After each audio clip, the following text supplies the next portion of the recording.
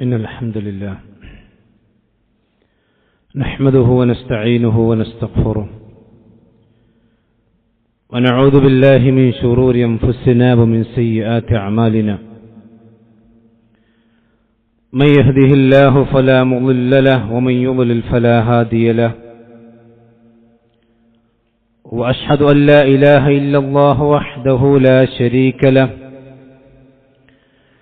وأشهد أن محمدا عبده ورسوله اللهم صل على محمد وعلى آل محمد كما صليت على إبراهيم وعلى آل إبراهيم إنك حميد مجيد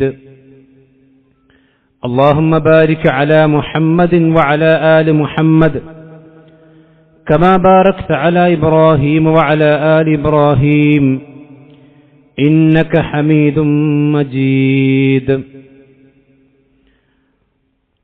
أما بعد فإن أصدق الحديث كتاب الله وخير الهدي هدي محمد صلى الله عليه وسلم وشر الأمور محدثاتها وكل محدثة بدعة وكل بدعة ضلالة وكل ضلالة في النار يا أيها الذين آمنوا اتقوا الله حق تقاته ولا تموتن إلا وأنتم مسلمون ബഹുമാനരായ സത്യവിശ്വാസികളെ വിശ്വാസിനികളെ, അല്ലാഹു സുബ്ഹാനഹു വ തആലയുടെ നിയമനിർദ്ദേശങ്ങൾ ജീവിതത്തിൻ്റെ മുഴുവൻ മേഖലയിലും കാത്തുസൂക്ഷിച്ചുകൊണ്ട് തഖ്വയുള്ളവരായി ജീവിക്കുവാൻ നാം ഓരോരുത്തരും പരിശ്രമിക്കണം എന്ന് ഓർമ്മപ്പെടുത്തുകയാണ്, വസിയത്ത് ചെയ്യുകയാണ്.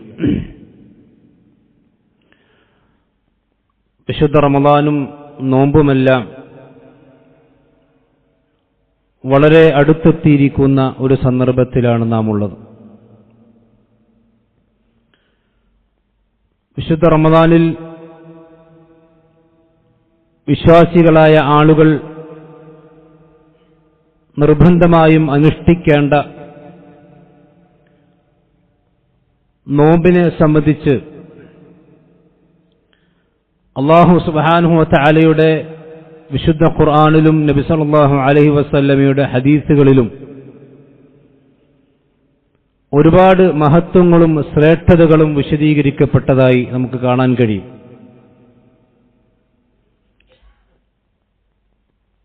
വിശുദ്ധ ഖുർആനിലെ സൂറത്തുൽ അഹ്സാബിന്റെ 35-ാമത്തെ ആയത്തിൽ അല്ലാഹു സുബ്ഹാനഹു വ തആല പറയുന്നു, വസ്വാഇമീന വസ്വാഇമാത്ത്,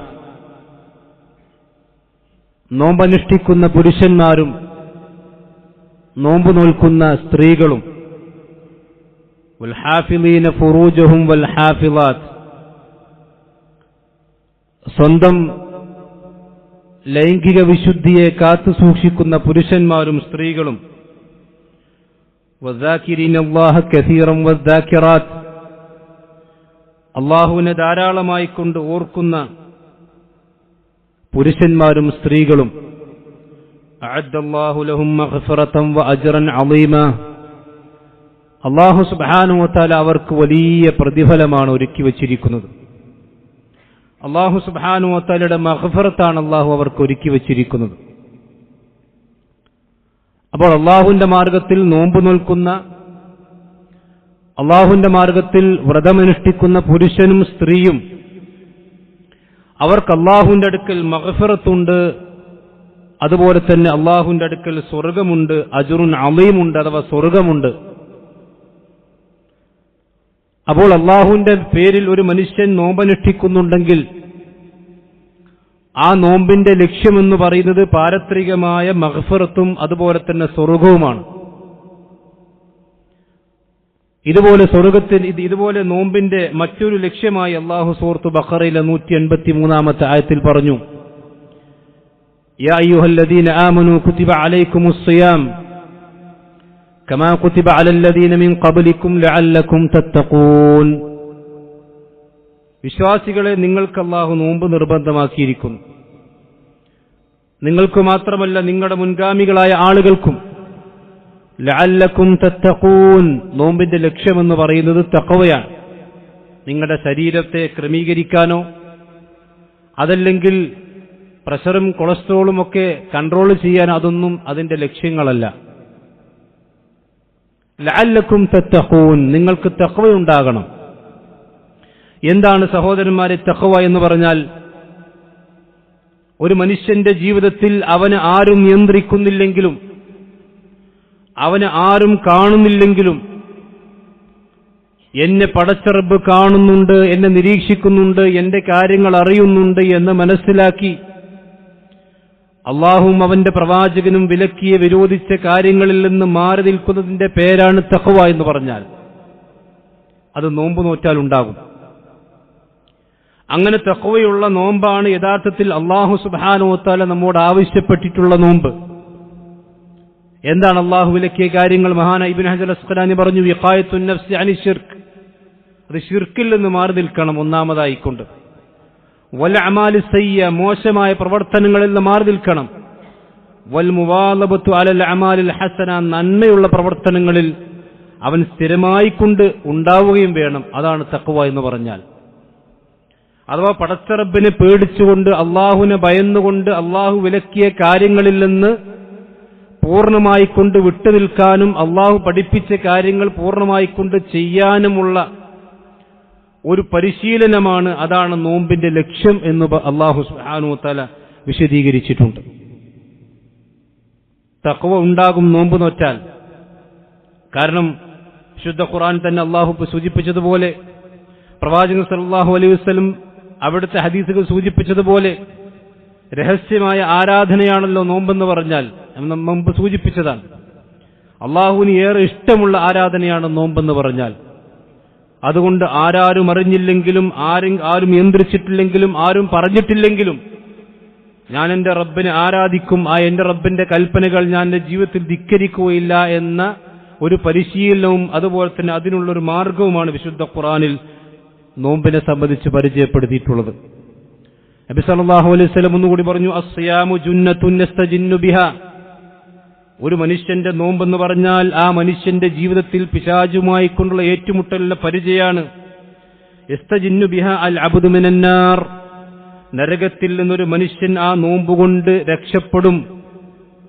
പിശാചുമായി കൊണ്ടുള്ള ഏറ്റുമുട്ടലിൽ, ആ പിശാചിന്റെ ആക്രമണത്തിൽ നിന്ന് അവന്റെ വെട്ടിനെയും അതുപോലെ തന്നെ അവന്റെ വസ്വാസുകളെയും തടയാനുമൊക്കെയുള്ള ഒരു ജുന്നത്താണ്, ഒരു പരിചയാണ് നോമ്പ് എന്ന് അള്ളാഹുവിന്റെ പ്രവാചകൻ സല്ലല്ലാഹു അലൈഹി വസല്ലം പഠിപ്പിച്ചു.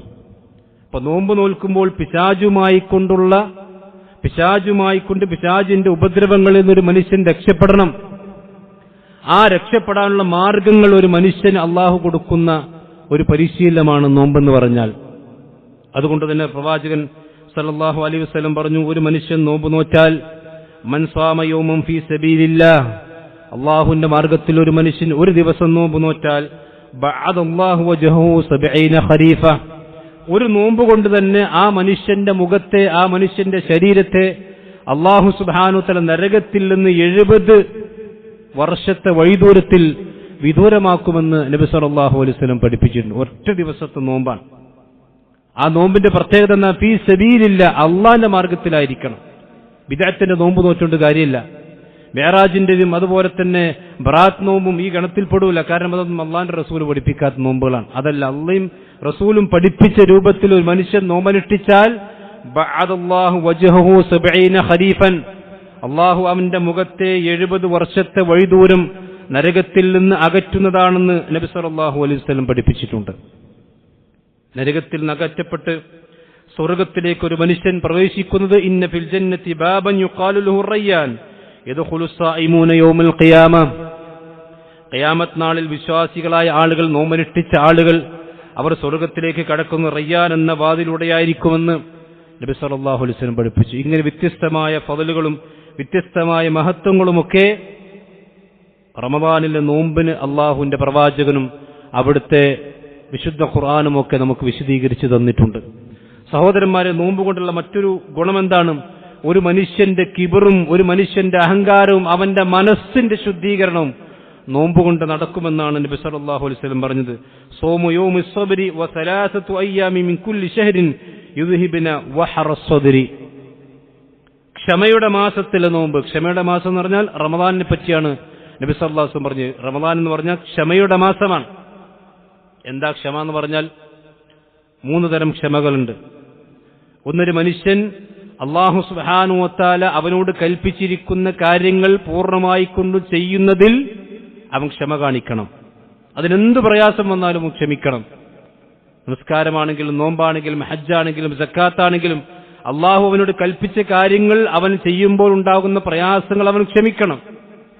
രണ്ടാമത്തെ ക്ഷമ എന്ന് പറഞ്ഞാൽ ഒരു മനുഷ്യൻ അള്ളാഹു വിലക്കിയ കാര്യങ്ങൾ, ആ വിലക്കിയ കാര്യങ്ങളിൽ നിന്ന് വിട്ടുനിൽക്കുമ്പോൾ ഉണ്ടാകുന്ന പ്രയാസം അതവൻ ക്ഷമിക്കണം. മൂന്നാമത്തെ ക്ഷമ അവന്റെ ജീവിതത്തിൽ വല്ല പരീക്ഷണങ്ങളും ശാരീരികമായി കൊണ്ടും സാമ്പത്തികമായൊക്കെ പരീക്ഷണങ്ങൾ വന്നാൽ അതെല്ലാം അവൻ ക്ഷമിക്കണം. ഈ 3 തരത്തിലുള്ള ക്ഷമയും പരിശീലിപ്പിക്കുന്ന മാസമാണ് സൗമു യൗമുസ് സബർ, റമദാൻ മാസം. ആ മാസത്തിലെ നോമ്പും വസലാസതു അയ്യാമി മിൻ കുല്ലി ശഹ്രിൻ, എല്ലാ മാസത്തിലെ 3 ദിവസത്തെ നോമ്പും യുദ്ഹിബന വഹറസ് സദ്രി, ഒരു മനുഷ്യന്റെ ഹൃദയത്തിലുണ്ടാകുന്ന ചളികളും മാലിന്യങ്ങളും അസൂയയും കുശുമ്പും കുനിഷ്ടുമൊക്കെ ഇല്ലാതെയാക്കി കളയുമെന്നാണ് നബി സല്ലല്ലാഹു അലൈഹി വസല്ലം പഠിപ്പിച്ചത്. അപ്പൊ നോമ്പ് എന്ന് പറഞ്ഞാൽ തഖ്വ മാത്രമല്ല, തഖ്വയുമായി കൊണ്ട് ബന്ധപ്പെട്ട് അവന്റെ മനസ്സിലുണ്ടാകുന്ന മാലിന്യങ്ങളും ചെടികളുമെല്ലാം കഴുകിക്കളയാനും തുടച്ചു നീക്കാനുമുള്ള ഒരു പ്രക്രിയ കൂടിയാണ് യഥാർത്ഥത്തിൽ ഇസ്ലാമിൽ നോമ്പെന്ന് പറഞ്ഞാൽ. മഹാനായ റസൂലുള്ളാഹി സ്വല്ലല്ലാഹു അലൈഹി വസല്ലം പറഞ്ഞു, നോമ്പുകാർക്ക് പ്രത്യേകിച്ച് സ്വർഗ്ഗത്തിൽ വലിയ സ്ഥാനമുണ്ട്. ഹദീസിൽ കാണാം, ഇന്ന ഫിൽ ജന്നത്തി ഖുറഫൻ യുറാ ളാഹിറുഹാ മിൻ ബാത്തിനിഹാ വ ബാത്തിനിഹാ മിൻ ളാഹിരിഹാ. സ്വർഗ്ഗത്തിൽ ചില റൂമുകളുണ്ട്, ചില അറകളുണ്ട്. അതിന്റെ പുറംഭാഗത്ത് നോക്കിയാൽ അകം കാണാം, അകത്ത് നോക്കിയാൽ പുറംഭാഗം കാണാം. അല്ലാഹു സുബ്ഹാനഹു വ തആല ആ സ്വർഗ്ഗത്തിലെ റൂമുകൾ ഒരുക്കി വെച്ചിരിക്കുന്നത് ലിമൻ, ഒരു മനുഷ്യന് വേണ്ടിയാണ്. ആർക്കാണത്? അത്അമത്തആം, അവൻ ഭൂമിയിൽ ജീവിക്കുമ്പോൾ വിശന്ന് വലയുന്ന ആളുകൾക്ക് അവന്റെ സമ്പത്തിൽ നിന്ന്, അവന്റെ ധനത്തിൽ നിന്ന്, അവന്റെ ഭക്ഷണത്തിൽ നിന്ന് അവർ ഊട്ടിയവരാണ്, ആഹരിപ്പിച്ചവരാണ്. അലാനൽ കലാം, അവന്റെ സംസാരത്തിൽ അവൻ മാന്യമായി സംസാരിക്കുകയും ആളുകളോട് ലോലമായി കൊണ്ട് സംസാരിക്കുകയും ചെയ്തവനാണ്. വീണ്ടും പ്രവാചകൻ പറഞ്ഞു, വതാബഅസ്സിയാം, അവൻ നോമ്പിനെ തുടർത്തിയവനാണ്. റമളാനിലും അത് കഴിഞ്ഞ് ശവ്വാലിലും അത് കഴിഞ്ഞ് എല്ലാ മാസങ്ങളും സുന്നത്ത് നോമ്പുകൾ ധാരാളമായി കൊണ്ട് അനുഷ്ഠിച്ചവനാണ്. വഅഫ്ശസ്സലാം, സലാമിനെ വ്യാപിപ്പിച്ചവനാണ്. വസല്ലാ വന്നാസു നിയാം, ജനങ്ങൾ ഉറങ്ങിക്കിടക്കുന്ന സന്ദർഭത്തിൽ രാത്രി എഴുന്നേറ്റുകൊണ്ട് തഹജ്ജുദും ഖിയാമുൽ ലൈലും ഒക്കെ നിസ്കരിച്ച് അങ്ങനെയുള്ള ആളുകൾക്കാണ് അല്ലാഹു സ്വർഗ്ഗത്തിൽ ചില പ്രത്യേകമായ അറകളും റൂമുകളും ഒക്കെ സംവിധാനിച്ചിരിക്കുന്നത് എന്ന് നബി സല്ലല്ലാഹു അലൈഹി വസല്ലം പറഞ്ഞു. സഹോദരന്മാരെ, ഒരു മനുഷ്യനെ സംബന്ധിച്ച്, വിശ്വാസിയെ സംബന്ധിച്ചിടത്തോളം അവന്റെ ദുനിയാവിലും അവന്റെ ആഖിറത്തിലും ഒരുപാട് ഉപകാരങ്ങളും എണ്ണിയാലൊടുങ്ങാത്ത ശ്രേഷ്ഠതകളുമുള്ള ഒരു മഹത്തായ കർമ്മമാണ് ഇസ്ലാമിലെ വ്രതാനുഷ്ഠാനം എന്ന് പറഞ്ഞാൽ. ആ വ്രതമാണ്, നിർബന്ധമായ വ്രതമാണ് നമ്മളിലേക്ക് കടന്നു വരാനിരിക്കുന്നത്. ഈ വ്രതാനുഷ്ഠാനത്തിൽ നമ്മൾ ശ്രദ്ധിക്കേണ്ട കാര്യം എന്താണ്? നമ്മൾ രാവിലെ മുതൽ വൈകുന്നേരം വരെ പട്ടിണി കിടക്കുന്നു, അത് നോമ്പാണ്. പക്ഷെ അത് മാത്രമല്ല നോമ്പ്. നബി സല്ലല്ലാഹു അലൈഹി വസല്ലം പറഞ്ഞു, ലൈസ സ്വായിം, ഒരിക്കലും നോമ്പുകാരനല്ല മിനൽ അക്ലി വശുർബി, ഒരു മനുഷ്യൻ തന്റെ ഭക്ഷണവും തന്റെ പാനീയവും ഒഴിവാക്കുന്നവൻ മാത്രമല്ല നോമ്പുകാരൻ. അത് മാത്രമല്ല നോമ്പ് എന്ന് പറഞ്ഞാൽ അവൻ ഏതായാലും ഇത് ചെയ്യണം. വഇന്നമ സ്വായിം, ആരാണ് യഥാർത്ഥത്തിൽ നോമ്പുകാരൻ എന്ന് പറഞ്ഞാൽ അത് മിനൽ ലഗ്വി വറഫതി, വേണ്ടാത്ത വൃത്തികളിൽ നിന്നും, അതുപോലെ വേണ്ടാത്ത കാര്യങ്ങളിൽ നിന്നും, വേണ്ടാവൃത്തികളിൽ നിന്നും, തോന്നിവാസങ്ങളിൽ നിന്നും, അപഹാസ്യതകളിൽ നിന്നുമൊക്കെ, എല്ലാ ലഘുകളിൽ നിന്നും, എല്ലാ മ്ലേച്ഛതകളിൽ നിന്നും ഒരു മനുഷ്യൻ വിട്ടുനിൽക്കുന്നുണ്ടെങ്കിൽ അവനാണ് യഥാർത്ഥത്തിൽ നോമ്പുകാരൻ. കാരണം നോമ്പിന്റെ ലക്ഷ്യം എന്ന് പറഞ്ഞാൽ പട്ടിണി കിടക്കലല്ലോ, അത് പറഞ്ഞു തഖ്വ ഉണ്ടാകലാണ്. ആ തഖ്വ ഉണ്ടാകുന്നതിന്റെ ഭാഗമായി അവന്റെ സംസാരത്തിലും അവന്റെ നോട്ടത്തിലും അവന്റെ ചിന്തയിലും അവന്റെ പെരുമാറ്റത്തിലും ഇടപാടിലും എല്ലാത്തിലും അല്ലാഹു സുബ്ഹാനഹു വ തആലയും അവന്റെ പ്രവാചകനും വിലക്കിയ കാര്യങ്ങളിൽ നിന്നൊരു മനുഷ്യൻ വിട്ടുനിൽക്കുന്നില്ലെങ്കിൽ പിന്നെന്താ അവന്റെ നോമ്പുകാരൻ ഉണ്ടാകുക? പ്രവാചകൻ പറഞ്ഞു, റുബ്ബ സ്വായിമിൻ, എത്ര നോമ്പുകാരുണ്ട് രാവിലെ മുതൽ വൈകുന്നേരം വരെ പട്ടിണി കിടക്കുന്നു. ഹല്ലുഹു മിനസ് സിയാം അൽ ജുഉ വൽ അതശ്, അവൻ അള്ളാഹുവിന്റെ അടുക്ക് അള്ളാഹുവിന്റെ പേരിൽ രാവിലെ മുതൽ വൈകുന്നേരം വരെ പട്ടിണി കിടന്നു. പക്ഷെ എന്താ അവന്റെ നോമ്പ് അവന് കിട്ടിയതെന്താണ്? ഒന്നും കിട്ടിയിട്ടില്ല. കാരണം എന്താ? അവന്റെ നാവിന് നോമ്പുണ്ടായിരുന്നില്ല, അവന്റെ കണ്ണിന് നോമ്പുണ്ടായിരുന്നില്ല, അവന്റെ മനസ്സിന് നോമ്പുണ്ടായിരുന്നില്ല, അവന്റെ പ്രവർത്തനങ്ങൾക്ക് നോമ്പുണ്ടായിരുന്നില്ല, അവന്റെ വയറിന് മാത്രം നോമ്പുണ്ടായിരുന്ന അവസ്ഥ. സഹോദരന്മാർ, ഇതൊരിക്കലും നമുക്കുണ്ടാകാൻ പാടില്ല. ഇതൊക്കെ നമ്മൾ നോമ്പിൽ കൃത്യമായി ശ്രദ്ധിക്കുകയും ഇല്ലെങ്കിൽ നമ്മുടെ നോമ്പ് വെറും പട്ടിണിയായിക്കൊണ്ട് പ്രവാചകൻ പറഞ്ഞ പോലെ റുബ്ബ സ്വാഇമിൻ ഹല്ലുഹു മിനസ് സിയാം, അവന്റെ നോമ്പിൽ നിന്ന് അവന് കിട്ടിയ ഓഹരി എന്ന് പറഞ്ഞാൽ അൽജൂഉ വൽ അതശ്, കുറച്ച് പട്ടിണി കടന്നു, കുറച്ച് ദാഹം സഹിച്ചു എന്നല്ലാതെ മറ്റൊരു നേട്ടവും അതുകൊണ്ടുണ്ടാകാൻ പോകുന്നില്ല എന്നാണ് റസൂലുള്ളാഹി സല്ലല്ലാഹു അലൈഹി വസല്ലം അതുമായി ബന്ധപ്പെട്ട് വിശദീകരിച്ചിട്ടുള്ളത്. പിന്നെ നോമ്പിന്റെ അദബുകളും അതുപോലെ നോമ്പിന്റെ കാര്യങ്ങളൊക്കെ നമുക്കറിയാം. അതിൽ പ്രധാനമായും ശ്രദ്ധിക്കേണ്ട ഒരു കാര്യം, പലപ്പോഴും നമ്മുടെ സമൂഹത്തിൽ അശ്രദ്ധ കാണിക്കുന്ന ഒരു കാര്യം മാത്രം സൂചിപ്പിക്കാൻ, നോമ്പ് സെഹറിന്റെ അത്തായം കഴിക്കുന്നതിൽ നമ്മളെല്ലാവരും ജാഗരൂകരാണ്. അത് പ്രവാചകൻ സല്ലല്ലാഹു അലൈഹി വസല്ലം പറഞ്ഞു, അത് വൈകിപ്പിക്കലാണ് നല്ലത്. ആ അത്താഴത്തിന്റെ സമയം ബാങ്കിനോട് അടുപ്പിച്ചാകലാണ്. 50 ആയത്ത് ഓതുന്ന സമയം അതാണ് അത്താഴത്തിന്റെയും അതുപോലെ തന്നെ ബാങ്കിന്റെയും ഇടയിലുള്ള സമയം. അതുപോലെ തന്നെ നോമ്പ് തുറക്കാൻ സമയമായി കഴിഞ്ഞാൽ, ഇഫ്താറിന് സമയമായി കഴിഞ്ഞാൽ പിന്നീട് അതൊരിക്കലും വൈകിപ്പിക്കാൻ പാടില്ല. പല ആളുകളും നോമ്പ് തുറക്കാൻ സമയമായാലും ബാങ്ക് കേട്ടാലും നമ്മളെ പള്ളിക്കുന്ന ബാങ്ക് കേട്ടെ, അല്ലെങ്കിൽ ആ മുല്ലാക്ക ബാങ്ക് കൊടുക്കട്ടെ എന്നൊക്കെ പറഞ്ഞിട്ടിങ്ങനെ വെറുതെ അനാവശ്യമായിക്കൊണ്ട് നോമ്പ് തുറക്കാൻ ധൃതി കാണിക്കാത്തൊരു സ്വഭാവം ഇതൊരിക്കലും ഉണ്ടാകാൻ പാടില്ല. നോമ്പ് തുറക്കാൻ ധൃതി കാണിക്കണം. നോമ്പ് തുറക്കാൻ സമയമായി കഴിഞ്ഞാൽ ധൃതി കാണിക്കുക എന്നതാണ് നബി സല്ലല്ലാഹു അലൈഹി വസല്ലം പഠിപ്പിച്ച രീതി. ലാ യസാലു നാസു ബിഖൈരിൻ മാ അജ്ജലുൽ ഫിത്ര, ജനങ്ങൾ ദീനിന്റെ ഖൈറിലായിരിക്കും, ജനങ്ങൾക്ക് സിയാത്തുൽ ഖൈർ കിട്ടിക്കൊണ്ടിരിക്കും, ബറക്കത്ത് കിട്ടിക്കൊണ്ടിരിക്കും, ഖൈർ കിട്ടിക്കൊണ്ടിരിക്കും. എപ്പോൾ മാ അജ്ജലുൽ ഫിത്ര, അവർ സമയമായി കഴിഞ്ഞാൽ നോമ്പ് തുറക്കാൻ ധൃതി കാണിക്കുന്ന കാലമെത്രയും ഈ മുസ്ലിം ഉമ്മത്ത് ഖൈറിലായിരിക്കും. അത് അമ്പിയാക്കന്മാരുടെ ചര്യയാണെന്ന് മറ്റു ഹദീസിൽ കാണാം. മാത്രമല്ല, ജൂതന്മാരും ക്രിസ്ത്യാനികളുമൊക്കെ നോമ്പ് തുറക്കാൻ സമയമായാലും, അവർക്ക് നോമ്പുണ്ടായിരുന്നല്ലോ, അവർ നോമ്പ് തുറക്കാൻ സമയമായാലും ആവശ്യമില്ലാതെ അത് നീട്ടി കൊണ്ടുപോകുമെന്ന് നബി സല്ലല്ലാഹു അലൈഹി വസല്ലം പറഞ്ഞതുകൊണ്ട് നിങ്ങൾ അങ്ങനെ ആകാൻ പാടില്ല. ജൂതന്മാരും ക്രിസ്ത്യാനികളെ പോലെ നോമ്പ് തുറക്കാൻ വൈകിപ്പിക്കുന്ന അവസ്ഥ ഉണ്ടാകരുത്. മാത്രമല്ല, ഒരു ഖുദ്സിയ ഹദീസിൽ കാണാം, അഹബ്ബു ഇബാദി ഇലയ്യ, അല്ലാഹു പറയാണ്, എന്റെ അടിമകളിൽ എനിക്ക് നോമ്പുകാരിൽ ഏറ്റവും ഇഷ്ടമുള്ള ആളുകൾ എന്ന് പറഞ്ഞാൽ അഅജലുഹും ഫിത്ര, നോമ്പ് തുറക്കാൻ ഏറ്റവും കൂടുതൽ ധൃതി കാണിക്കുന്നവരെയാണ്. സമയമാണ് എന്റെ മുമ്പ് തുറക്കണം എന്നല്ല പറഞ്ഞ്, സമയമായി കഴിഞ്ഞാൽ അനാവശ്യമായിക്കൊണ്ട് നോമ്പ് തുറക്കാൻ വൈകിപ്പിക്കുക എന്നുള്ളത് അത് ഖൈറല്ല, അത് സൂക്ഷ്മതയല്ല സഹോദരന്മാരെ. ചില ആളുകൾ അങ്ങനെ, അത് സൂക്ഷ്മതയ്ക്ക് വേണ്ടിയാണ്. ബാങ്ക് ഇങ്ങോട്ട് 7 മിനിറ്റ് അങ്ങോട്ട് കൊണ്ടുപോകും. എന്തിന്? സൂക്ഷ്മതയ്ക്ക് വേണ്ടി. സുബൈ ബാങ്ക് 7 മിനിറ്റ് നേരത്തെ കൊടുക്കും. ഇത് രണ്ടും തെറ്റാണ്. സുബൈ ബാങ്ക് നേരത്തെ കൊടുത്താൽ, ആ ബാങ്ക് കേട്ട് ഒരാൾ സുബൈ നിസ്കരിച്ചാൽ അയാൾ സുബൈ സമയമാകാതെ നിസ്കരിക്കുന്ന അവസ്ഥ ഉണ്ടാകും. ഇനി മഗ്രിബിന്റെ ബാങ്ക് അങ്ങോട്ട് കൊണ്ടായ എന്താ അവസ്ഥ? 7 മിനിറ്റ് കഴിഞ്ഞിട്ട് അല്ലെങ്കിൽ 5-6 മിനിറ്റ് കഴിഞ്ഞിട്ട് നോമ്പ് തുറക്കുന്ന അവസ്ഥ ഉണ്ടാവും. അത് രണ്ടും തെറ്റാണ്. ഇന്ന സ്വലാത്ത കാനത്ത് അൽ മുഅ്മിനീന കിതാബ് മൗഖൂത, ഓരോ നിസ്കാരത്തിനും അതിന്റെ വഖ്തുകളുണ്ട്, സമയം നിർണയിച്ചിട്ടുണ്ട്. ആ സമയത്ത് തന്നെ ബാങ്ക് കൊടുക്കണം, ആ സമയത്ത് തന്നെ നമ്മൾ നോമ്പ് തുറക്കുകയും വേണം. അതേപോലെ തന്നെ റമദാനിൽ ശ്രദ്ധിക്കേണ്ട മറ്റൊരു കാര്യം തറാവീഹ് നമസ്കാരമാണ്. നബി സല്ലല്ലാഹു അലൈഹി വസല്ലം തന്റെ ജീവിതത്തിൽ 3 ദിവസത്തിൽ പ്രവാചകൻ പള്ളിയിൽ വെച്ചുകൊണ്ട് ജമാഅത്തായി നമസ്കരിച്ചു. സഹാബത്ത് ഓരോ ദിവസവും കൂടിക്കൊണ്ടിരുന്നു. അങ്ങനെ നബി സല്ലല്ലാഹു അലൈഹി വസല്ലം അത് ഈ ഉമ്മത്തിന് ഇതിന്റെ താല്പര്യവും അവർക്കുള്ള ആവേശവും ഉന്മേഷവും കണ്ടുകൊണ്ട് അല്ലാഹു സുബ്ഹാനഹു വ തആല ആ സ്വലാത്ത് തറാവീഹ് ഈ ഉമ്മത്തിന് ഫർളാക്കുമോ എന്ന ഭയം പ്രവാചകന് വന്നതുകൊണ്ട്, ശരീഅത്തിന്റെ കാലഘട്ടമാണ്, അതുകൊണ്ട് തന്നെ പ്രവാചകൻ സല്ലല്ലാഹു അലൈഹി വസല്ലം ജമാഅത്തായി നിസ്കാരം പള്ളിയിൽ നിന്ന് ഒഴിവാക്കി പ്രവാചകൻ വീട്ടിൽ നിസ്കരിച്ചു. 3 ദിവസം പ്രവാചകൻ നിസ്കരിച്ച് നമുക്കൊരു മാതൃകയാണ്.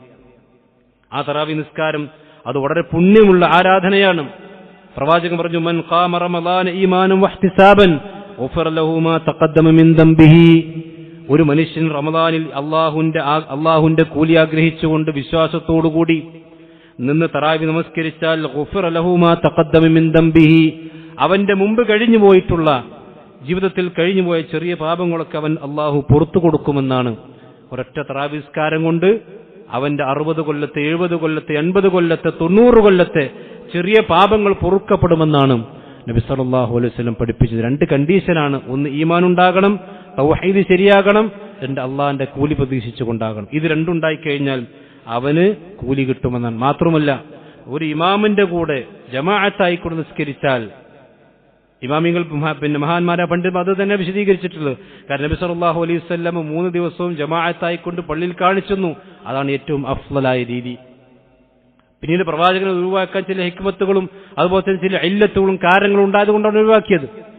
ഏറ്റവും അഫ്ളലായ രീതി പള്ളിയിൽ വെച്ചുകൊണ്ട് തന്നെ ഇമാമിന്റെ കൂടെ ജമാഅത്തായി നിസ്കരിക്കണം. പൂർണ്ണമായിക്കൊണ്ട് ഇമാമിന്റെ കൂടെ നിസ്കരിച്ചാൽ മൻ ഖാമ മഅൽ ഇമാമി ഹത്താ യൻസരിഫ് കതബല്ലാഹു ലഹു ഖിയാമ ലൈലത്തിൻ, ആ ഇമാമിന്റെ കൂടെ പൂർണ്ണമായിക്കൊണ്ടല്ല ആ തറാവിഹ് നിസ്കാരം പൂർണ്ണമായിക്കൊണ്ട് നമസ്കരിച്ചാൽ അത് അല്ലാഹു സുബ്ഹാനഹു വ തആല രാത്രി മുഴുവൻ നമസ്കരിച്ചവന്റെ കൂലി കിട്ടുമെന്നാണ് പ്രവാചകൻ സല്ലല്ലാഹു അലൈഹി വസല്ലം വിശദീകരിച്ചത്. പക്ഷെ തറാവി നിസ്കാരത്തെക്കുറിച്ച് നമ്മുടെ നാട്ടിൽ ചില ആളുകൾ പറഞ്ഞെന്താ, 11 റക്അത്ത് നിസ്കരിക്കാന്നുള്ള ബിദ്അത്താണ്. 20 റക്അത്താണ് സുന്നത്ത്, 3 റക്അത്തും കൂടി 23 റക്അത്താണ് തറാവീഹ്. അങ്ങനെ ലോകത്താരും പറഞ്ഞിട്ടില്ല. നേരെ മറിച്ച് 11 നബി സല്ലല്ലാഹു അലൈഹി വസല്ലമ നമസ്കരിക്കാൻ പ്രവാചകൻ സല്ലല്ലാഹു അലൈഹി വസല്ലമ നമസ്കരിച്ചത് മാകാന യസീദു ഫി റമളാൻ വലാ ഫി ഗൈരിഹി അലാ 11 റക്അ, 11 റക്അത്താണ്. ഇമാം ബുഖാരി തന്റെ കിതാബു തറാവീഹ് എന്ന് പറയുന്ന സഹീഹുൽ ബുഖാരിയിൽ അധ്യായത്തിൽ തറാവീഹ് നിസ്കാരത്തെക്കുറിച്ച് പറഞ്ഞ അധ്യായത്തിൽ നബി സല്ലല്ലാഹു അലൈഹി വസല്ലം പറഞ്ഞ ഹദീസാണിത്. അതേ സമയത്ത് മദ്ഹബിന്റെ അഭിപ്രായങ്ങൾ പലതുണ്ട്. അത് എത്രയും ആകാമെന്ന അഭിപ്രായങ്ങൾ മദ്ഹബിൽ പണ്ഡിതന്മാർ രേഖപ്പെടുത്തിയിട്ടുണ്ട്. പക്ഷെ അവരാരും ആ അഭിപ്രായങ്ങൾ പറഞ്ഞത് ഉമർ റളിയല്ലാഹുവിന്റെ കാലത്ത് 23 നിസ്കരിച്ചു എന്നോ അതല്ലെങ്കിൽ 23 തറാവീഹ് എന്നതിന്റെ അടിസ്ഥാനത്തിലല്ല. നേരെ മറിച്ച് നബി സല്ലല്ലാഹു അലൈഹി വസല്ലം മസ്ന എന്ന ഖൗലിന്റെ അടിസ്ഥാനത്തിലാണ്. അപ്പോൾ നമ്മുടെ നാട്ടിലുള്ള വാദതല്ല. നമ്മുടെ നാട്ടിൽ പറഞ്ഞത് 11 ബിദ്അത്താണ്, മുജാഹിദിന്റെ പള്ളി നിസ്കരിക്കുന്ന ബിദ്അത്താണ്, ഈ സമസ്തന്റെ പള്ളി നിസ്കരിക്കുന്നത് 23 റക്അത്താണ് സുന്നത്തി എന്നതാണ്. അങ്ങനെ ശാഫി മദ്ഹബിൽ പോലും അഭിപ്രായം ചില ഒറ്റപ്പെട്ട പിൽക്കാലത്തുള്ള പണ്ഡിതന്മാർ പറഞ്ഞു എന്നല്ലാതെ പ്രാമാണികരായ പണ്ഡിതന്മാർ അത് വിശദീകരിച്ചിട്ടില്ല. ഏറ്റവും നല്ലതെന്താ, ലഖദ് കാന ലക്കും ഫീ റസൂലില്ലാഹി ഉസ്വത്തുൻ ഹസന ലിമൻ കാന യർജുല്ലാഹ വൽ യൗമിൽ ആഖിർ. അള്ളാഹുവിന്റെ പ്രവാചകനെ ദീൻ പഠിപ്പിക്കാൻ വേണ്ടി പ്രവാചകൻ അള്ളാഹ് നിയോഗിച്ച് ആ പ്രവാചകന്റെ എല്ലാത്തിനും നമുക്ക് മാതൃകയുണ്ട്. നിസ്കാരത്തിലും നോമ്പിലും അതുപോലെ തന്നെ എല്ലാ കാര്യങ്ങളിലും പ്രവാചകന്റെ നമുക്ക് മാതൃകയാണെങ്കിൽ ആ റസൂലുള്ളാഹി സ്വല്ലല്ലാഹു അലൈഹി വസല്ലം കാണിച്ചെന്ന മാതൃക റക്അത്തിന്റെ എണ്ണങ്ങൾ കുറവും ദീർഘമായ നിസ്കാരവുമാണ് പ്രവാചകന്റേതുണ്ടായിരുന്നത്. കാലുകൾ നീര് വരുമ്പോഴും പ്രവാചകൻ രാത്രി നിസ്കരിച്ചു എന്ന ഹദീസുകളൊക്കെ കാണാലോ. അപ്പൊ അതുകൊണ്ട് ആവശ്യമില്ലാത്ത തർക്കങ്ങളിലേക്ക് നമ്മൾ പോയി നിസ്കാരത്തിന്റെ എണ്ണത്തുമാണ് നിസ്കരിക്കുന്നതിൽ ഉള്ള ഖുശൂഉം അതുപോലെ തന്നെ അതിന്റെ ദൈർഘ്യവുമാണ് നമ്മൾ ചിന്തിക്കണം, നമ്മൾ മനസ്സിലാക്കണം. അതുപോലെ തന്നെ സഹോദരന്മാർ, റമദാനിൽ പലപ്പോഴും നമ്മുടെ ആളുകൾക്ക് വരുന്ന ഒരുപാട് അബദ്ധങ്ങളുണ്ട്. അബദ്ധങ്ങൾ എന്ന് പറഞ്ഞാൽ, ഒന്ന്, റമദാൻ മാസത്തിൽ ഓരോ സമയവും ബർക്കത്തുള്ളതാണ്. ശഹ്റുൽ മുബാറക് എന്ന് പറഞ്ഞ ബർക്കത്തുള്ള മാസമാണ്. അത് ഏത് സമയം ബർക്കത്താണ്. ആ ബർക്കത്തുള്ള സമയത്തെ തിന്മകൾ കൊണ്ട് മലിനമാക്കാൻ പാടില്ല. പ്രത്യേകിച്ചും സോഷ്യൽ മീഡിയയിലേക്ക് കയറുന്ന ആളുകൾ, തന്റെ മൊബൈൽ ഉപയോഗിച്ചുകൊണ്ട് തന്റെ നോമ്പിനെ ഫസാദാക്കുന്നവർ ശ്രദ്ധിക്കണം. ഒരിക്കലും ഉണ്ടാകാൻ പാടില്ല. നമ്മുടെ നോമ്പ് ഓരോ സമയം ബർക്കത്തുള്ളതാണ്. ഒരുപക്ഷെ നമ്മുടെ ജീവിതത്തിൽ അവസാനത്തെ റമദാനായിരിക്കാം, കിട്ടുന്നത് കിട്ടി എന്ന അർത്ഥത്തിൽ നമ്മൾ പരമാവധി ഇതിന് ഉപയോഗപ്പെടുത്താൻ വേണ്ടി ശ്രദ്ധിക്കണം. തിന്മകളിലേക്ക് പോകാൻ പാടില്ല. രണ്ടാമതായിക്കൊണ്ട് റമദാനിൽ ദൂർത്ത് അധികമായിക്കൊണ്ട് നമ്മുടെ ഉമ്മത്തിൽ കാണുന്നുണ്ട്. നോമ്പുതറ സൽക്കാരങ്ങൾ എന്ന് പറഞ്ഞ് മനുഷ്യന് തിന്നാൻ പറ്റാത്ത അത്രയും വിഭവങ്ങൾ ഉണ്ടാക്കി നമ്മുടെ നിസ്കാരവും ഇബാദത്തുകളും ഖുർആനോത്തും ഒക്കെ തടസ്സം വരുന്ന രൂപത്തിൽ ദൂർത്തൊരിക്കലും സഹോദരന്മാർ റമദാൻ മാസത്തിലും അല്ലാത്തപ്പോഴും ഉണ്ടാകാൻ പാടില്ല. ഇന്നൽ മുബദ്ദിരീന കാനു ഇഖ്വാന ശയാത്തീൻ. അത് അന്യായമായിക്കൊണ്ട് അവ്യയമായിക്കൊണ്ട് ചെലവഴിക്കുന്ന ആളുകൾ, അമിതമായിക്കൊണ്ട് ചെലവഴിക്കുന്ന ആളുകൾ അവർ പിശാചിന്റെ കൂട്ടാളികളാണ്, പിശാചിന്റെ ചങ്ങാതിമാരാണെന്ന് അല്ലാഹു സുബ്ഹാനഹു വ തആല വിശദീകരിച്ചിട്ടുണ്ട്. അതേപോലെ തന്നെ എല്ലാ ആളുകളും കാണിക്കുന്ന മറ്റൊരു അശ്രദ്ധയാണ് അത്താഴത്തിന്റെ സമയം. അത് ഏറ്റവും ബറക്കത്തുള്ള സമയമാണ്. വബിൽ അസ്ഹാരിഹും യസ്തഗ്ഫിറൂൻ. അത്താഴത്തിന്റെ സമയത്തിൽ അവർ അല്ലാഹുവിനോട് ഇസ്തിഗ്ഫാർ ചോദിക്കുന്നവരാണെന്ന് വിശ്വാസികളെ കുറിച്ച് അല്ലാഹു പറഞ്ഞിട്ടുണ്ട്. അത്താഴം കഴിച്ച് നമ്മൾ നേരെ വാച്ചിലേക്ക് നോക്കും, ഒരു 10 മിനിറ്റ് കൂടി ഉണ്ട് ബാങ്ക് കൊടുക്കാൻ, ഒരു 15 മിനിറ്റ് കൂടി ബാങ്ക് കൊടുക്കാൻ, എന്നൊന്ന് കടക്കാന്ന് വിചാരിക്കും. ഒരിക്കലും ചെയ്യാൻ പാടില്ല. പണ്ഡിതന്മാർ കൃത്യമായി ഉണർത്തിയിട്ടുണ്ട്. കാരണം ആ സമയത്തുള്ള ഉറക്കെന്ന് പറഞ്ഞാൽ ഒരുപാട് നന്മകൾ നമുക്ക് നഷ്ടമാണ്. കാരണം ആ സമയം പ്രാർത്ഥനയ്ക്ക് ഏറ്റവും ഉത്തരം കിട്ടുന്ന സമയമാണ്. വബിൽ അസ്ഹാരിഹും യസ്തഗ്ഫിറൂൻ. അവർ അത്താഴത്തിന്റെ സമയങ്ങളിൽ അല്ലാഹുവിനോട് ഇസ്തിഗ്ഫാർ ചോദിക്കുന്നവരായിരിക്കും എന്ന് അല്ലാഹു വിശുദ്ധ ഖുർആൻ സൂറത്തും വിശ്വാസികളെ കുറിച്ച് അല്ലാഹു പറഞ്ഞിട്ടുണ്ട്. അതുകൊണ്ട് ആ സമയത്ത് ഉളൂടുത്ത് പ്രാർത്ഥിക്കാൻ കഴിയുന്നവർ നമുക്ക് പ്രാർത്ഥിക്കണം.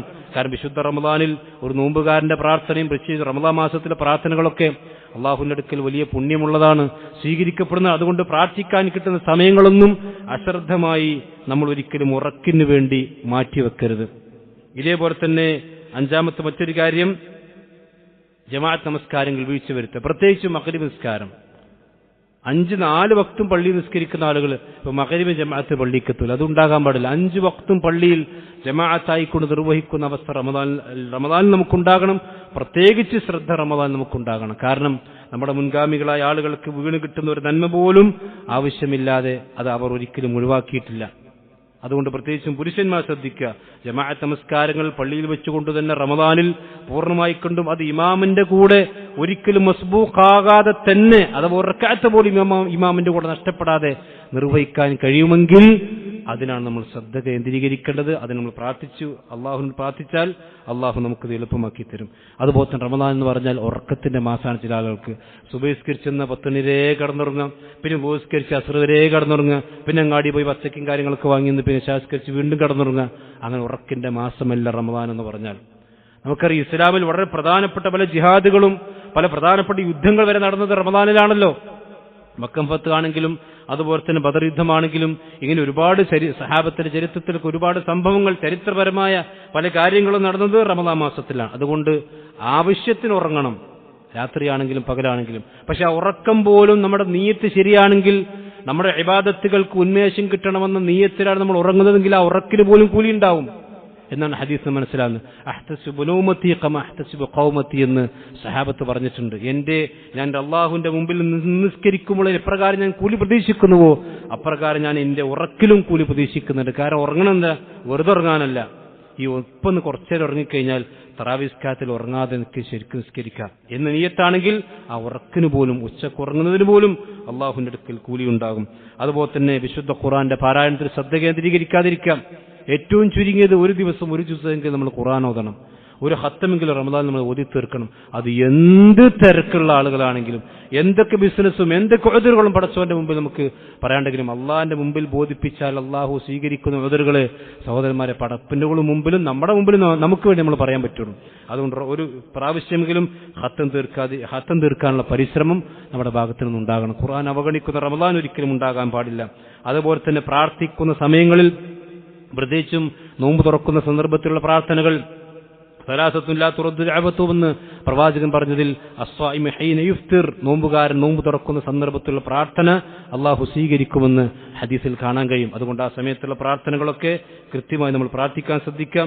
അതുപോലെ തന്നെ ഇപ്പൊ നമ്മുടെ നാട്ടിലൊക്കെ ഉള്ള രീതി എന്താ വെച്ചാൽ തറാവി നിസ്കാരം കഴിഞ്ഞാൽ പിന്നെ വേറെ കുറെ സർവത്തും കുടിക്കാൻ വേണ്ടി ആളുകൾ അങ്ങാടിയിൽ ആവശ്യമില്ലാതെ ഒന്നിച്ചുകൂടി, അല്ലെങ്കിൽ പിന്നെ ഷട്ടിൽ കോട്ടൊക്കെ പ്രത്യേകിച്ച് ഫ്ലഡ് ലൈറ്റ് ഒക്കെ ഇട്ട് കളിച്ചുണ്ടാക്കി റമദാനിന്റെ രാത്രികളിൽ കളിയും വിനോദവുമായി കൊണ്ട് തള്ളി നീക്കുന്ന പൈശാചികമായ ചില പ്രവർത്തനങ്ങൾ നമ്മുടെ സമൂഹത്തിൽ മെല്ലെ മെല്ലെ മെല്ലെ ഇങ്ങനെ കൂടിക്കൊണ്ടിരിക്കുന്നുണ്ട്. കാരണം എന്താ വെച്ചാൽ റമദാൻ മാസത്തിൽ സ്പെഷ്യൽ ആയിക്കൊണ്ട് ചില ഗ്രൗണ്ട് ഉണ്ടാക്കും ചില ആൾക്കാർ. എന്തിനാ? കളിക്കാൻ. സഹോദരന്മാർ, ഇതൊക്കെ നമ്മുടെ സമയത്തെ കൊല്ലാൻ വേണ്ടി, നമ്മുടെ ദിക്റുകളെയും ദുആകളെയും ഒക്കെ തിരിച്ചു കളയാൻ വേണ്ടി പിശാചുണ്ടാക്കിയ കെണിയാണ്, കുതന്ത്രമാണ് നമ്മൾ മനസ്സിലാക്കണം. അതുപോലെ തന്നെ തറാവീഹ് നിസ്കരിക്കുന്നതിൽ അശ്രദ്ധ കാണിക്കാം. തറാവീഹ് നിസ്കാരം ഇമാമ സുജൂദുക്ക് പോകാൻ നേരത്തെ നിസ്കരിക്കുക, അങ്ങനെയാണ് ഇപ്പൊ ചില പ്രായം കുറഞ്ഞ ആളുകളൊക്കെ ചെയ്യുന്ന കാര്യം. അതൊന്നും ചെയ്യാൻ പാടില്ല.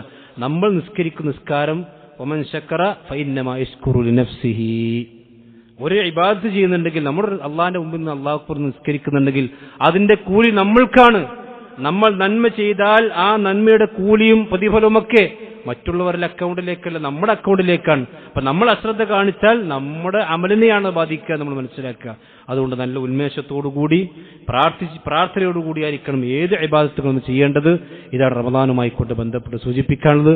അല്ലാഹു സുബ്ഹാനഹു വ തആല അവനിഷ്ടപ്പെടുന്ന രീതിയിൽ ആരാധനകൾ നിർവഹിച്ച് ഈ റമദാനിലൂടെ സ്വർഗത്തിലേക്ക് പ്രവേശിക്കുന്ന മഹാസൗഭാഗ്യവാന്മാരിൽ അല്ലാഹു നമ്മെ നമ്മുടെ കുടുംബത്തെയും ഉൾപ്പെടുത്തി അനുഗ്രഹിക്കുമാറാവട്ടെ.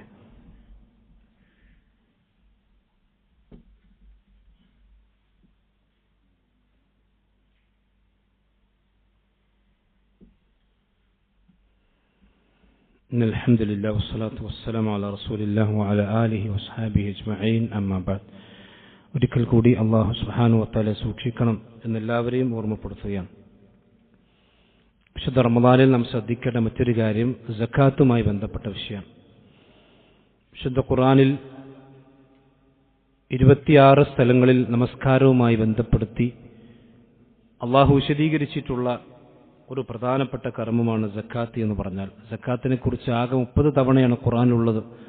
അത് 26 തവണയും നമസ്കാരവുമായി കൊണ്ട് ബന്ധപ്പെടുത്തിയാണ് അള്ളാഹു വിശദീകരിച്ചിട്ടുള്ളത്. സക്കാത്തിന് ശേഷമുള്ള മൂന്നാമത്തെ ഇസ്ലാമിന്റെ സ്തംഭങ്ങളിൽപ്പെട്ട ഒന്നാണ് നിസ്കാരം എന്ന് പറഞ്ഞിട്ടുള്ളത്. പിന്നെ സക്കാത്ത് എന്ന് പറഞ്ഞാൽ, സക്കാത്തിനെ സംബന്ധിച്ച് പണ്ടത്തെ കാലത്തേക്കാളൊക്കെ മുസ്ലിം സമൂഹം വളരെ ബോധവാന്മാരാണ്. എന്നാലും ചില കാര്യങ്ങൾ ഉണർത്തേണ്ടതുണ്ട്. വിശുദ്ധ ഖുർആനിൽ സൂറത്ത് ഫുസ്സിലത്തിലെ 6-7 ആയത്തുകൾ അല്ലാഹു പഠിപ്പിക്കുന്നു. വവൈലുൽ ലിൽ മുശ്രിക്കീൻ അല്ലദീന ലാ യുതൂന സക്കാ. മുശ്രിക്കുകളായ സത്യനിഷേധികളായ ആളുകൾക്ക് നാശം, അവർ സക്കാത്ത് കൊടുക്കാത്തവരാണ്. അപ്പൊ സമ്പത്തിൽ നിന്ന് അർഹമായ പടച്ചറബ് അവർ നിശ്ചയിച്ചിട്ടുള്ള നിസാബെത്തിക്കഴിഞ്ഞാൽ സക്കാത്ത് കൊടുക്കാതിരിക്കുക എന്നുള്ളത് സത്യനിഷേധികളായ ആളുകളുടെ സ്വഭാവമാകുന്നു എന്നാണ് വിശുദ്ധ ഖുർആൻ നമുക്ക് പഠിപ്പിച്ചിരുന്ന കാര്യം. മാത്രമല്ല വിശ്വാസികളെക്കുറിച്ച് സൂറത്ത് മുഅ്മിൻ അല്ലാഹു പറഞ്ഞപ്പോൾ വല്ലദീനഹും ലിസ്സക്കാത്തി ഫാഇലൂൻ, അവർ നിസ്കരിക്കുന്നവരാണ് എന്ന് പറഞ്ഞതിന് ശേഷം അല്ലാഹു പറഞ്ഞപ്പോൾ സക്കാത്ത് കൊടുക്കുന്നവരാണ്. അപ്പൊ സക്കാത്ത് കൊടുക്കുക എന്നുള്ളത് മുഅ്മിനീങ്ങളുടെ ലക്ഷണമാണ്. സക്കാത്ത് കൊടുക്കാതിരിക്കുക എന്നുള്ളത് കാഫിറുകളുടെയും മുശ്രിക്കുകളുടെയും ലക്ഷണമായി കൊണ്ടാണ് വിശുദ്ധ ഖുർആൻ പഠിപ്പിച്ചിട്ടുള്ളത്. സക്കാത്ത് കൊടുത്താൽ സമ്പത്ത് ഒരിക്കലും നഷ്ടമാവുകയില്ല. ഉള്ള സമ്പത്തിനെ ശുദ്ധീകരിക്കലാണ് സക്കാത്ത് എന്ന് പറഞ്ഞാൽ. ഖുദ് മിൻ അംവാലിഹിം സദഖതൻ തുതഹിറുഹും വതുസക്കീഹിം ബിഹാ, അവരെയും അതുപോലെ തന്നെ അവിടെ സമ്പത്തിനെയും ഒക്കെ സംസ്കരിക്കുന്ന ആ സക്കാത്ത് നബിയെ താങ്കൾ അവിടെ സമ്പത്തിൽ നിന്ന് പിടിച്ചെടുക്കണം, നിങ്ങൾ അർഹമായത് അവരിൽ നിന്ന് വാങ്ങണമെന്ന് സൂറത്ത് തൗബയിലെ 103-ാമത്തെ ആയത്തിൽ അള്ളാഹു വിശദീകരിച്ചിട്ടുണ്ട്. സക്കാത്ത് കൊടുത്താൽ, സ്വതക്ക കൊടുത്താൽ സഹോദരന്മാർ ഒരിക്കലും സമ്പത്ത് കുറയില്ല. സ്വതക്കയുടെ മാസം കൂടിയാണ് റമദാൻ. ഞാൻ മുമ്പ് സൂചിപ്പിച്ചുകൊണ്ട് അതിലേക്ക് കടക്കുന്നില്ല. അല്ലാഹു സുബ്ഹാനഹു വ തആല സൂറത്ത് സബയിൽ പറയാൻ, ഖുൽ ഇന്ന റബ്ബി യബ്സുത്തു റിസ്ഖ ലിമൻ യശാ മിൻ ഇബാദിഹി വയഖ്ദിർ ലഹു. അല്ലാഹു സുബ്ഹാനഹു വ തആല അവന്റെ അടിമകളിൽ ചില ആളുകൾക്ക് റിസ്ഖ് വാരിക്കോരി കൊടുക്കും, ചില ആളുകൾക്ക് അത് നിർണയിച്ച് അളന്നളന്ന് കൊടുക്കും. എന്നല്ല പറയാണ്, വമാ അൻഫഖ്തും മിൻ ഷൈഇൻ, അല്ലാഹു നിങ്ങൾക്ക് നൽകിയിരിക്കുന്ന റിസ്ഖിൽ നിന്ന്, സമ്പത്തിൽ നിന്ന് നിങ്ങൾ എന്ത് തന്നെ ചെലവഴിച്ചാലും ഫഹുവ യുഖ്ലിഫുഹു, അത് അല്ലാഹു നിങ്ങൾക്ക് പിന്നീട് വളർത്തിക്കൊരും. പിന്നെ അല്ലാഹു പരലോകത്ത് നിങ്ങൾക്കത് ഇരട്ടിയായിക്കൊണ്ട് നൽകുകയും. അതിന് അല്ലാഹു സുബ്ഹാനഹു വ തആല മറ്റൊരു ഹദീസിൽ കാണാം, ഒരു കുതിരക്കുട്ടിയെ വളർത്തുന്ന പോലെ അല്ലാഹു വളർത്തിക്കൊണ്ടുവരികയും അവസാനം അത് പർവ്വത സമാനമായ രീതിയിൽ അതിനെ വളർത്തിക്കൊണ്ടുവരികയും ചെയ്യും. അപ്പൊ നമ്മൾ അർഹമായ സമ്പത്ത്, നിർബന്ധമായ ദാനം, സക്കാത്ത് കൊടുക്കണം. അതല്ലാത്ത ഐച്ഛികമായ സ്വതക്കെ നമ്മൾ കൊടുക്കണം. മസലുൽ ലദീന യുൻഫിഖൂന അംവാലഹും ഫീ സബീലില്ലാഹ്, അല്ലാഹുവിന്റെ മാർഗത്തിൽ സമ്പത്ത് ചെലവഴിക്കുന്ന ആളുകളുടെ ഉദാഹരണം എന്ന് പറഞ്ഞാൽ കമസലി ഹബ്ബത്തിൻ, അതൊരു ധാന്യമണി പോലെയാണ്. ആ ധാന്യമണി ഭൂമിയിലേക്ക് ഇട്ടു, അംബതത്, ആ ധാന്യമണിയിൽ മുളച്ചു വന്നു, 7 സനാബിൽ, 7 കതിരുകൾ അതിൽ നിന്ന് പുറത്തേക്ക് വന്നു. ഫീ കുല്ലി സുംബ്രത്തിൻ മിഅതു ഹബ്ബത്തിൻ, 7 കതിരുകളിലും അതുപോലെ തന്നെ 100ഓളം വിത്തുകളുണ്ട്. ഒരു വിത്ത് മുളച്ചാൽ 700 വിത്തുകൾ കിട്ടുന്ന രൂപത്തിലാണ് അള്ളാഹു ഒരു സദഖയെ സ്വീകരിക്കുക. ഒരു രൂപ കൊടുത്താൽ 700 ആയിക്കൊണ്ട് ഇരട്ടി കിട്ടും. മാത്രമല്ല വല്ലാഹു യുളാഇഫു ലിമൻ യശാ, അള്ളാഹു ഉദ്ദേശിക്കുന്ന ആളുകൾക്ക് അള്ളാഹു വീണ്ടും വർദ്ധിപ്പിച്ചു കൊടുക്കുമെന്നാണ് വിശുദ്ധ ഖുർആൻ സൂറത്ത് ബഖറയിലെ 261-ാമത്തെ ആയത്തിൽ പറഞ്ഞിട്ടുള്ളത്. ഇനി സക്കാത്ത് കൊടുക്കാതെ സമ്പത്തൊക്കെ കെട്ടിപ്പൂട്ടി വെക്കുന്ന ആളുകളാണെങ്കിൽ വല്ലദീന യക്നിസൂന അദ്ദഹബ വൽ ഫിദ്ദ വലാ യുൻഫിഖൂനഹാ ഫീ സബീലില്ലാഹ് ഫബശ്ശിർഹും ബിഅദാബിൻ അലീം. നബിയെ, നിങ്ങൾക്ക് അള്ളാഹുവിന്റെ മാർഗത്തിൽ സമ്പത്തൊക്കെ ചെലവഴിക്കാതെ കെട്ടിപ്പൂട്ടി വെച്ച് സ്വർണവും വെള്ളിയും ഒക്കെ കെട്ടിപ്പൂട്ടി വെക്കുന്ന ആളുകൾക്ക് നിങ്ങളെ സന്തോഷ വാർത്ത അറിയിച്ചുകൊള്ളൂ. എന്ത്? സ്വർഗ്ഗമുണ്ടെന്നല്ല. ഫബശ്ശിർഹും ബിഅദാബിൻ അലീം യൗമ യുഹ്മാ അലൈഹാ ഫീ നാരി ജഹന്നം. അവിടെ സ്വർണമാകട്ടെ വെള്ളിയാകട്ടെ അവിടെ സമ്പത്താകട്ടെ അതൊക്കെ നരകത്തിട്ട് പഠിപ്പിക്കുകയും ഫതുഖ്വാ ബിഹാ ജിബാഹും വജുനൂബുഹും വളുഹൂറുഹും, അവരുടെ പുറംഭാഗത്തും നെറ്റിഭാഗത്തും അവിടെ മുതുകിലുമൊക്കെ ആ സമ്പത്തിന് അല്ലാഹു ഇസ്തിയിടുന്ന, അവരെ സമ്പത്ത് കൊണ്ട് പഴുപ്പിക്കുന്നതാണ്. ഹാദാ മാ കനസ്തും ലി അൻഫുസിക്കും, ഇത് നിങ്ങളുടെ സ്വന്തത്തിന് വേണ്ടി നിങ്ങൾ ദുനിയാവിൽ കെട്ടിപ്പൂട്ടി വെച്ച് സമ്പാദിച്ചതാണ്. ഫദൂഖു മാ കുൻതും തക്നിസൂൻ, നിങ്ങളെ സമ്പാദിച്ചതൊക്കെ നിങ്ങൾ ആസ്വദിച്ചു കൊള്ളുക എന്ന് അല്ലാഹു സുബ്ഹാനഹു വ തആല സൂറത്ത് തൗബയിൽ 35-ാമത്തെ ആയത്തിൽ വിശദീകരിച്ചതായിക്കൊണ്ട് കാണാൻ കഴിയും. അതുപോലെ തന്നെ സക്കാത്തുമായി കൊണ്ട് ബന്ധപ്പെട്ട് കടമ ഉള്ള സമ്പത്താണെങ്കിൽ ആ കടം തിരിച്ചു കിട്ടുന്നതാണെങ്കിൽ അതിന് സക്കാത്ത് നമ്മൾ നിർബന്ധമായി കൊടുക്കണം. പ്രതീക്ഷയില്ലെങ്കിൽ അത് കിട്ടിയിട്ട് കൊടുത്താൽ മതി. ഒരു മനുഷ്യന്റെ സമ്പത്താണെങ്കിൽ ആ സമ്പത്ത്, ഈ സക്കാത്തിന്റെ പ്രത്യേകത എന്ന് പറഞ്ഞാൽ നിസ്കാരാണെങ്കിലും ഒരു മനുഷ്യന് ഭ്രാന്തോ അതുപോലെ തന്നെ മറ്റുള്ള കാര്യങ്ങളാണെങ്കിലും നിസ്കാരമല്ല. പക്ഷെ ഒരു ഭ്രാന്തുള്ള മനുഷ്യനാണെങ്കിലും യതീമായ കുട്ടിയാണെങ്കിൽ പോലും അവന്റെ സമ്പത്തിൽ നിർബന്ധമായി കൊണ്ട് സക്കാത്തുണ്ട്. സക്കാത്ത് വേഗം കൊടുക്കണമെന്നാണ് ഇസ്ലാമിന്റെ കൽപ്പന. അതുപോലെ തന്നെ ഏകദേശം അവന്റെ സമ്പത്തിൽ നിന്ന് അവന്റെ ധാന്യവിളകളാണെങ്കിൽ 6 കിൻഡൽ അരിക്ക് തുല്യമായതുണ്ടെങ്കിൽ സക്കാത്ത് കൊടുക്കണം. സ്വർണ്ണമാണെങ്കിൽ 85 ഗ്രാം അഥവാ 10 ഗ്രാം ഉണ്ടെങ്കിൽ സക്കാത്ത് കൊടുക്കണം. അതുപോലെ തന്നെ വെള്ളിയാണെങ്കിൽ 595 ഗ്രാം വെള്ളിയുടെ സമാനമായ സമ്പത്തുണ്ടെങ്കിൽ സക്കാത്ത് കൊടുക്കണം. കൊടുക്കണം. ഇതിലൊന്നും അലംഭാവം കാണിക്കാൻ പാടില്ല. 11 പവനുണ്ടെങ്കിൽ 11 പവനും കൊടുക്കണം. 10 പവനും കഴിഞ്ഞാൽ മൊത്തത്തിൽ കൊടുക്കണം. കച്ചവടമാണെങ്കിൽ അതിന്റെ മൂലധനവും അതിന്റെ ലാഭം കണക്കാക്കി 85 ഗ്രാം സ്വർണത്തിന്റെ വില കണക്കാക്കുന്നുണ്ടെങ്കിൽ അതനുസരിച്ച് കൊടുക്കണം. അതിന്റെ വിശദാംശങ്ങളൊക്കെ നിങ്ങൾ ഗ്രന്ഥങ്ങളിലൂടെയും മറ്റു പ്രഭാഷണങ്ങളൊക്കെ മനസ്സിലാക്കി സക്കാത്തിന്റെ കാര്യത്തിൽ എല്ലാവരും ശ്രദ്ധ കാണിക്കണം. അതൊരിക്കലും അലംഭാവം കാണിക്കാൻ പാടില്ല. നമ്മുടെ പള്ളിയിൽ സക്കാത്ത് കമ്മിറ്റിയുണ്ട്. അതുപോലെ തന്നെ നമ്മുടെ സംഘടനയിൽ തന്നെ സക്കാത്ത് അർഹരായ ആളുകൾക്ക് എത്തിച്ചു കൊടുക്കുന്നുണ്ട്. നമ്മൾ വ്യക്തിപരമായി കൊടുക്കുന്നുണ്ടെങ്കിൽ അതിന്റെ അർഹരായ 8 അവകാശികളുണ്ട്. സക്കാത്ത് സൂറത്ത് തൗബയിൽ വിശദീകരിച്ച 60-ാം താത്തിൽ വിശദീകരിച്ച ആ അവകാശികൾക്കല്ലാത്ത ഒരാൾക്ക് സക്കാത്ത് കൊടുക്കാൻ പാടില്ല. സക്കാത്ത് കൊടുത്താൽ വീടുകയുമില്ല. അത് കൃത്യമായി മനസ്സിലാക്കി അതിന്റെ അർഹരായ ആളുകൾക്ക് വേഗത്തിൽ കൊടുക്കാൻ നമ്മളെല്ലാവരും ശ്രദ്ധിക്കണം എന്നും കൂടി നിർത്തുന്നു. അള്ളാഹു നമ്മയെല്ലാം അനുഗ്രഹിക്കുമാറാവട്ടെ. മറ്റൊരു കാര്യം സൂചിപ്പിക്കാൻ, നമ്മുടെ പെരുമണ്ണക്കടുത്തുള്ള ഒരു സ്ഥലത്ത് നമ്മുടെ പ്രവർത്തകന്മാർ പള്ളിക്ക് വേണ്ടി ചില സ്ഥലം വാങ്ങിയിട്ടുണ്ട്. വലിയ സംഖ്യ അവർക്ക് സ്ഥലം വാങ്ങിയ വകയിൽ കൊടുക്കാനുണ്ട്. അതുകൊണ്ട് ആ പള്ളിയുടെ സ്ഥലത്തിനുള്ള കടം വീട്ടാൻ നമ്മളുമായിട്ട് സഹായം ആവശ്യപ്പെട്ട് ചില സഹോദരന്മാർ ഇവിടെ എത്തിയിട്ടുണ്ട്. നമ്മളെല്ലാ ആളുകളും ആ പള്ളിയുടെ കാര്യത്തിൽ ശ്രദ്ധ ഉണ്ടാകണം. അതിനുവേണ്ടി അകമഴിഞ്ഞുകൊണ്ട് സഹായിക്കണം എന്നുകൂടി ഉണർത്തുന്നു. അള്ളാഹു സുബ്ഹാനഹു നമ്മെല്ലാ നന്മകളും സ്വീകരിക്കുമാറാവട്ടെ. ഈ വിശുദ്ധ റമദാനിൽ ഈമാനോടുകൂടി പ്രതിഫലത്തോടുകൂടി പ്രതിഫലം ആഗ്രഹിച്ചുകൊണ്ട് നോമ്പനുഷ്ഠിക്കുകയും അതുവഴി റയ്യാൻ എന്ന കവാടത്തിലൂടെ സ്വർഗത്തിലേക്ക് പ്രവേശിക്കാൻ ഭാഗ്യം ലഭിക്കുകയും ചെയ്യുന്ന മഹാസൗഭാഗ്യവാന്മാരിൽ അള്ളാഹു നമ്മെ നമ്മുടെ കുടുംബത്തെയും ഉൾപ്പെടുത്തി അനുഗ്രഹിക്കുമാറാവട്ടെ. اللهم اغفر للمؤمنين والمؤمنات والمسلمين والمسلمات اللهم اعز الاسلام والمسلمين واذل الشرك والمشركين ربنا تقبل منا انك انت السميع العليم وتب علينا انك انت التواب الرحيم آمين آمين برحمتك يا ارحم الراحمين وصلى الله على نبينا محمد.